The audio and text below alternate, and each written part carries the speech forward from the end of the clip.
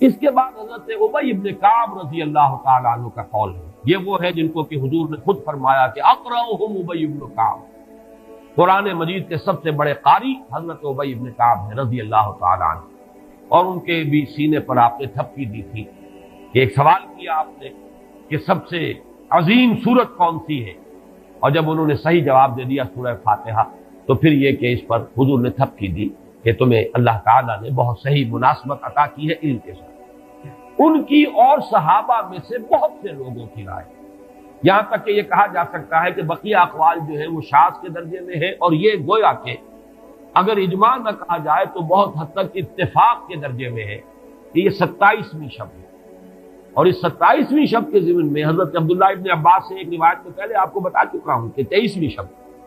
لیکن 27ویں شب کے ضمن میں جو مختلف روایات حضرت عبداللہ ابن عباس رضی اللہ تعالی عنہما سے مروی ہیں،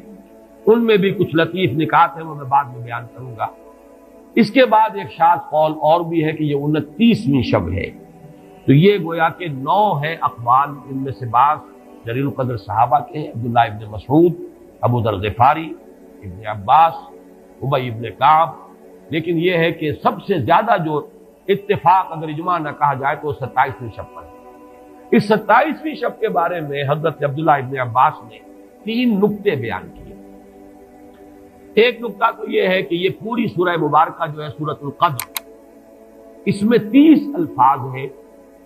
اور ان 30 الفاظ میں سے 27واں لفظ ہے ہی حتی مطلع الفجر، یہ 27واں ہے۔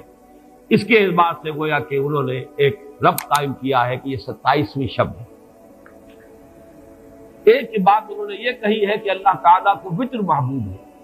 اللہ وطر و یحب الوطر، اللہ خود بھی اکیلا ہے اور وطر کو پسند کرتا ہے۔ پھر یہ کہ وطر جو ہے اب رمضان مبارک کے اندر اگر وہ وطر شمار کیے جائیں گے تو 14-15 وطر بن جائیں گے، لیکن اس میں چونکہ آخری عشرے کے بارے میں بہت سی روایات جو ہے ان کا تقریباً اجماع ہو جاتا ہے کہ آخری عشرے میں، تو آخری عشرے میں بھی 5 وطر آئیں گے، 21ویں، 23ویں، 25ویں، 27ویں، 29ویں، لیکن حضرت عبداللہ ابن عباس کہتے ہیں کہ 7 کا حصہ اللہ تعالیٰ کو بہت پسند ہے،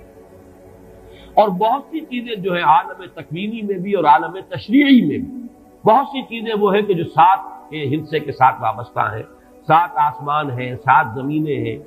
ہفتے کے 7 دن ہیں، طواف کے 7 شوط ہیں، سعی بین صفا والمروہ وہ بھی 7 مرتبہ ہے، ادھر سے ادھر، ادھر سے ادھر 7، اسی طریقے سے سجدے کے اعضاء بھی 7 ہیں۔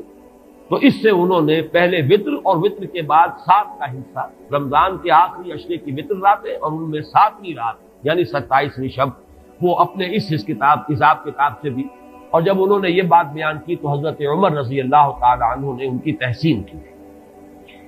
آخری بات اور بھی کہی گئی ہے کہ لیلۃ القدر جو ہے اس کے اندر حروف کو اگر شمار کیا جائے تو 9 بنتے ہیں،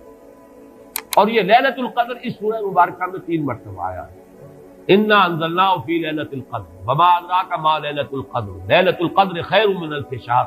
اس اعتبار سے بھی 3 کو ضرب دی جائے 9 سے تو وہ بھی 27 کا